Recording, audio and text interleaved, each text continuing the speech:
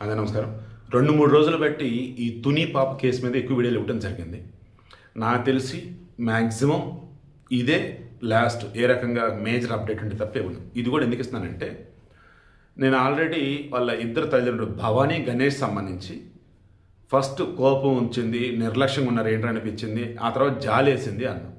But ఇప్పుడు వారిని సెలబ్రిటీలను చేసి వీడియోల మీద వీడియోలు, ఇంటర్వ్యూలు వాళ్ళని ఎలా అంటే వాళ్ళ ముందు మైకులు పెట్టి వాళ్ళని అడుగుతూ ఉంటే వాళ్ళు చెప్తున్న విధానం చూసి ఎంత అంటే అంత కోపం వస్తుంది నాకు.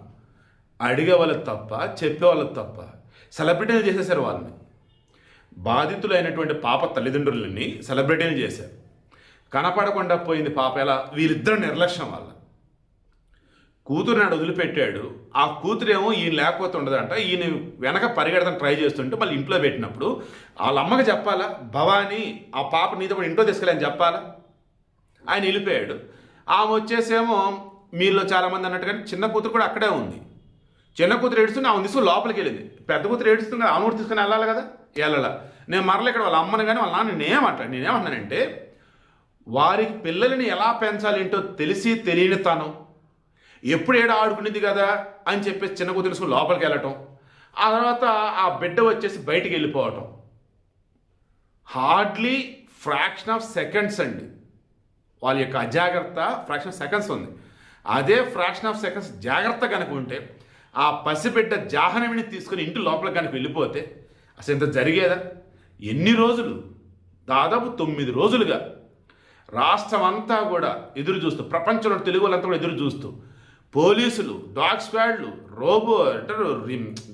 డ్రోన్లు, ఎన్డీఆర్ఎఫ్, ఎస్డీఆర్ఎఫ్, అటవీ శాఖ సంస్థ night watchers, base camp watchers, Hanuman team, మొత్తం దాదాపు 38 సీసీ కెమెరాలు. మీలో చాలామంది అంటున్నట్టుగా అక్కడక్కడ కాదండి, వీళ్ళు పోలీసులు సిహెచ్ అగ్రహారం నుంచి, దొండవాక పంచాయతీ నుంచి, అటు నర్సీపట్నం, ఇటు Tuni and bus stand, railway station మొత్తం జరగబడుతూనే ఉన్నారట. కానీ ధర్మస్థల కేసులో కానీ ఆ చెన్నయ్య అనే అతను వచ్చేసి మాస్క్ మ్యాన్ లాగా వచ్చి ఇక్కడ ఎంతమందిని నేను పూడ్చిపెట్టి అదని ఎలాగైతే చెప్పేసి టాపిక్ మొత్తం కూడా ఆ ధర్మస్థల క్షేత్రం మీదకి తిప్పి, ఆడిన ధర్మకర్తలు అంతా కూడా దుర్మార్గులు అన్నట్టు ఆ ధర్మస్థల క్షేత్రం వచ్చి హిందువులకు అసలు ఏమంత సేఫ్టీ కాదన్నట్టు హడావుడి చేసి పెట్టాడు. ఫస్ట్ నేనే చెప్పా, మన ఇండియా మొత్తం మీద ఫస్ట్ ధర్మస్థల కేసులో చిన్నయ్య అబద్ధం చెప్తున్నాడు, అతను వేరేది చెప్పడం కోసం ఈ డ్రామా అల్లుతున్నాడు అని చెప్పి అప్పుడు నన్ను అనరాని మాట్లాడినారు, తిట్లు తిట్టారు అసలు. సో ఈరోజు కూడా ఈ పాప విషయంలో నేను ఇప్పుడు చెప్తున్నా, మనమంతా డైవర్ట్ అవుతున్నాం. ధర్మస్థల కేసులాగా ఈ తుని పాప కేసు నోట్ చేస్తున్నామని నాకు అనిపిస్తుంది. ఎందుకు? ఇప్పటికీ పాప ఎక్కడో క్షేమంగా ఉందని నాకు అనిపిస్తుంది, అడవిలో లేదు. నాకు ఇది చాలా స్ట్రాంగ్ అనిపిస్తుంది. ఇన్ కేస్ అడవిలో ఉన్నా, ఆ చుట్టుపక్కల ఉన్నా క్షమించాలి, ఇక పాప దొరకదనిపిస్తుంది. ఇంకేదో శక్తి మాయం చేసింది. అది జంతువులా ఇంకేదైనా ఇంకా తెలియదు. ఇక ఆ పాప అడవిలో అయితే దొరకదు. ఇప్పుడు పవన్ కళ్యాణ్ గారు, మీరు రాష్ట్రం అంతా జల్లెడబట్టండి, నోటీసులు అంటిస్తారా, పోస్టర్లు అంటిస్తారా, ఫోటో పంపుతారా, అన్ని పోలీస్ స్టేషన్కి మీ చాయిస్. నాకు తెలిసి పాప అయితే అక్కడ దొరుకుతుంది. ఈరోజు కూడా ఎన్డీఆర్ఎఫ్, ఎస్డీఆర్ఎఫ్, తర్వాత అటవీ శాఖ వీళ్ళంతా వెళ్ళినప్పుడు ఫుల్ వర్షం అంట. సో ప్రకృతి కూడా అడుగునా కూడా వీళ్ళకి అడ్డుపడుతూనే ఉంది. నిన్న సాక్షి నుండి కుక్క పప్ప అది చనిపోయింది, దాని పోస్ట్ మార్టం రిపోర్ట్లో కూడా డీహైడ్రేషన్ వల్ల చనిపోయిందని వచ్చింది. పోలీసు కూడా అదే అంటున్నారు. సో కుక్కదైతే ఇక్కడ ఇంకా ఏమీ మిగలలేదు సాక్ష్యం అన్నట్టుగా. బట్ బయాస్పీ అండ్ హైపోపైథాలజిస్ట్ సమ్మేది ఉంది కదా, అది వైజాగ్ ఫోరెన్సిక్ ల్యాబ్ పంపారు. ఆ రిపోర్ట్ 2-3 వారాలు కానీ రాదు. సో ఈ వీడియోలో నేను చెప్పదలుచుకుంది, దండం పెడుతున్నా మీడియా మిత్రులకి, రిక్వెస్ట్ చేస్తున్నా, మీరు వెళ్ళి నిజంగా వాళ్ళకి నిజంగా తెలియట్లేదయ్యా, భవానీకి తెలియట్లా, ఆ పిల్లడు గణేష్కి తెలియట్లా, వాళ్ళకి బాధపడటం తెలియట్లేదో, బాధను వ్యక్తం చేయడం తెలియట్లేదో, పసిబిడ్డ విషయంలో అజాగ్రత్త ఉందని చెప్పేసి బాధపడుతూ ఉన్నారో, లేదన్నప్పుడు బిడ్డ తిరిగి వచ్చిందిలే ఈలోపు మనం వచ్చేసి నవ్వుతూ జరిగిన విషయాలు చెప్పాలని అనుకుంటున్నారో నిజంగా నాకైతే అర్థం కావట్లా. వాళ్ళిద్దరు ఎక్స్ప్రెషన్స్ చూసేసి తెలిసి చేస్తారా, తెలియక చేస్తారా, నిర్లక్ష్యం అనుకుంటున్నారా, లేదన్నప్పుడు పాపను ఎవరో తీసుకెళ్ళారు వాళ్ళే తిరిగిస్తారని అనుకున్నా నాకు అర్థం కావట్లా. మరలా ఆ రోజు జరిగినది 11:50 అప్పుడు పాపను వదిలిపెట్టేళ్ళాడు. 12:20 తనకు ఫోన్ వచ్చింది.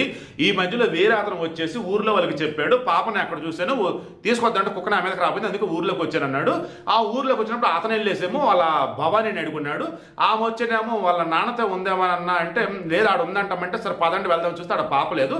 అప్పుడు గణేష్ ఫోన్ చేస్తే గణేష్ ఆగమేఘాల మీద వచ్చాడు. తీరా చూస్తే పాప అక్కడ లేదు, ఇంకెటు వెళ్ళిపోయినట్టు. ఆ తర్వాత 1 అవర్కి వర్షం వచ్చేసింది. ఎంత వర్షం వచ్చినా కానీ ఆటోమేటిక్గా పాప కుక్క రావాలి. సో నాకు అనిపిస్తుందండి ఆ పాపను ఎవరో కిడ్నాప్ చేశారు, తెలిసిన వాళ్ళు చేశారు, పక్క రెక్కి నిర్వహించి చేశారు. ఈ ఇద్దరు కూడా భవానీ కావచ్చు గణేష్ కావచ్చు ఎలా ఉంటారంటే మొత్తం చూసుకొని ఆ పాప రోడ్డు మీదకి ఎప్పుడు ఎలా వచ్చింది అంటే చూసుకొని ఇక ఆ రకంగానే ఆ పాపని కిడ్నాప్ చేసి తెలుసుకోవాలని నాకు అనిపిస్తుంది. సో పవన్ కళ్యాణ్ గారు అండ్ హోంమంత్రి అనిత గారు అండ్ ఉన్నటువంటి పోలీస్ అధికారులు ఎవరైతే అందరూ రిక్వెస్ట్ చేస్తున్నా ఒక్కసారి ఆ అడవి ఆ తోటలు ఒక్కసారి దాటి బయటకు వద్దాం, ఆ వరల్డ్ నుంచి బయటకు వద్దాం. ఇక పాపను ఎవరు కిడ్నాప్ చేసి ఉండొచ్చు, ఎటు తీసుకెళ్ళి ఉండొచ్చు ఏంటి ఈ వేళ ఆలోచిద్దాం. అప్పుడే మనకు పాప అచ్చుకి తెలిసింది. ధర్మస్థల విషయంలో కావచ్చు వాడు చెప్పిన చోటల్లో తవ్వేరు కానీ అక్కడ ఏమీ లేదు. ఒక అస్తమైన రోజు దొరికింది, అది నార్మల్ అది.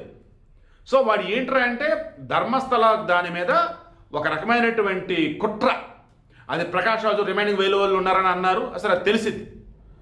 మొత్తానికి ఏంటి అతను వాంటెడ్గా ఆ రకంగా వచ్చి చెవటం, అతనికి ఎంతో కొంత డబ్బులు ఇచ్చున్నారు.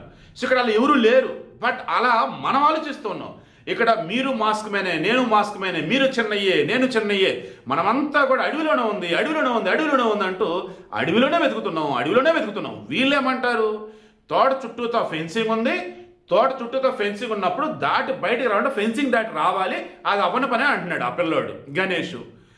అక్కడ వచ్చేసి కుక్క ఎండుకలు పాప ఎండుకలు దొరికితే ఫెన్సింగ్ దాటి అంటే అంత దాటుకుని వెళ్ళే పరిస్థితి లేదు. బట్ వీళ్ళు బండి వస్తుంది, ఇక్కడ బండి వస్తుంది అంటే ఆ దారి ఉంది కదా, ఆ దారిలో ఆ పాప వెళ్ళి ఉండాలి కదా, ఆ దారిలో పాప వెళ్తున్నప్పుడే ఎవరొకరు ఆ పాపను పట్టుకుని వెళ్ళి ఉండాలి కదా. కుక్కగోడు వెళ్తున్నప్పుడు కుక్కగోడు ఏదో ఒకటి వేసేసి ఈ కుక్కని కూడా వాళ్ళ కూడా తీసుకెళ్ళి ఉండాలి కదా. లేదన్నప్పుడు ఊర్లో అతను ఎవరైతే చూస్తున్నాడో అతను వచ్చేసి అప్పటికప్పుడు ఇమీడియట్గా అక్కడే ఉండి ఫోన్ చేయాలి కదా ఊర్లో వాళ్ళకి, అరే ఇక్కడ ఉన్నా నేను రండిరా, పాప ఇక్కడే ఉంది, కుక్క ఇక్కడే ఉంది, మళ్ళీ నేను వచ్చేస్తే ఇటు వెళ్ళిపోతారేమో. బేసిక్ అండి అది. బుర్ర బుద్ధి జ్ఞానం ఉన్న ఎవడైనా కానీ ఇది మెయిన్ వ్యాలిడ్ పాయింట్. ఇది నిజంగా ఐ స్వేర్ ఫ్లోలో వచ్చింది. ఇప్పుడు అంతే, నేను ముందు ఇది ఆలోచించాల, ఇప్పుడు వచ్చింది నాకు అది. ఇప్పుడు పసిబిడ్డ కుక్క ఆ ఏరియాలో మనుషులు ఉండరు, కొండ ప్రాంతం అటవీ ప్రాంతం, ఆడ ఉన్నప్పుడు కుక్క నీ మీదకి వస్తుంది, నువ్వు పాప దగ్గరికి వెళ్తే కుక్క నీ మీదకి వచ్చింది, నువ్వు దూరంగా రా, వాళ్ళని గమనిస్తూనే ఉండు, నువ్వు ఫోన్ చేయి, ఊర్లో ఫోన్ చేయి. అరే పాప ఎవరో ఒకరి నెంబర్లు ఉంటాయి కదండి ఊర్లో వాళ్ళవి, వాళ్ళ అమ్మ నాన్న నెంబర్లు లేవు, ఊర్లో నెంబర్లు ఉంటాయిగా. అరే నేను ఎక్కడే ఉన్నాను రా, పాప ఎక్కడే ఉంది, కుక్క ఎక్కడే ఉందిరా, వీళ్ళు ఇటు వెళ్ళిపోతున్నారా, భయం వేస్తుందిరా, ఏదో తేడా ఉందిరా, మీరు రెండు ఊర్లో రారా. అతనే అండి. అయితే అతను తెలుసు కిడ్నాప్ చేసి ఉండాలి. లేదన్నప్పుడు అతను ఊర్లో పిలుచుకొద్దాం వీళ్ళు ఇక్కడే ఉంటారని అనుకున్నప్పుడు ఇక ఈలోపు ఆ పాపని కుక్కని ఎవరో కిడ్నాప్ చేస్తుండే. ఐఆమ్ షూర్ ఇది కిడ్నాపే. ఐఆమ్ షూర్ పాపకి ఏమీ కాలేదు. ఐఆమ్ షూర్ ఇక అడవిలో వెతడంలో ఉపయోగం అయితే లేదు. ప్రభుత్వం ఈ రకంగా ఆలోచించి అడుగులు వేస్తే బెటర్ అని నాకైతే అనిపిస్తా ఉంది. మీకేమనిపిస్తుంది కింద కామెంట్లో తెలియచేయండి. బట్ మరలా రిక్వెస్ట్ చేస్తున్నా, ఒరే బాబు వీళ్ళనే కాదురా నాయన, నేను చాలా చోట్ల అబ్జర్వ్ చేస్తున్నా, అరే బుద్ధి బుర్ర ఏమాత్రం ఉన్నా కానీ జర్నలిజం అంటే నిజాన్ని చెప్పటం, అంతేగాని ఆడకి వెళ్ళిపోయి మైకులు పెట్టి ఒక పెద్ద సీరియల్ క్రియేట్ చేయడం కాదు, ఒక సీన్ క్రియేట్ చేయడం కాదు, వాళ్ళకి రాని డైలాగులు మీరు అందించి ఇది చెప్పనటం కాదు, కొత్త ఐడియాస్ మీరు ఇచ్చేసి వాళ్ళకి అవి వాళ్ళ లోపల నుంచి వచ్చేలా చేసి ఎరే నాయన వాళ్ళు నటిస్తున్నారా జీవిస్తున్నారా అర్థం కావట్లేదురా. బట్ అది చూసి జనాలు వచ్చేసి సింపతి అనేవాళ్ళు కొంతమంది, చీగొట్టోళ్ళు కొంతమంది, ఏద్రైలు అనేవాళ్ళు కొంతమంది, ఇలా రకరకాలుగా ఉన్నారా. వద్దురా బాబు, ఇవన్నీ వద్దురా నాయన. దయచేసి ఒక జర్నలిజం అన్నప్పుడు అక్కడ ఏది ఉంటే అది ఇవ్వటం కాదు, అక్కడ ఉన్న దానిలో ప్రజలకి ఏది ఉపయోగం అది ఇవ్వటం. వ్యాలిడ్ పాయింట్ మరలా చెప్తున్నా, అందరికీ తెలుసు. ఛానళ్ళకి ఎడిటర్లు ఉంటారు, పత్రికలు ఎడిటర్లు ఉంటారు, యూట్యూబ్ ఛానల్స్ కూడా హెడ్లు ఉంటారు. ఒక్కసారి మీరు ఆలోచించండి. వ్యూస్ కోసమో, రేటింగ్స్ కోసమో, సెన్సర్స్ కోసమో ఏది పడితే అది వద్దు. ఉన్నది ఉన్నట్టుగా ఇచ్చే కాడికి ఎందుకు, ఉన్నదానిలో ఉపయోగపడేది ఇవ్వాలా. ఉన్నదంతా చెత్తను చూపిస్తా అంటావా, వాడు పచ్చిబుద్ధులు పచ్చిబుద్ధులు ఇచ్చేస్తావా, ఇంకెందుకు నీ జర్నలిజం అంటే ప్రభుత్వానికి ప్రజలకు మధ్య వారధి.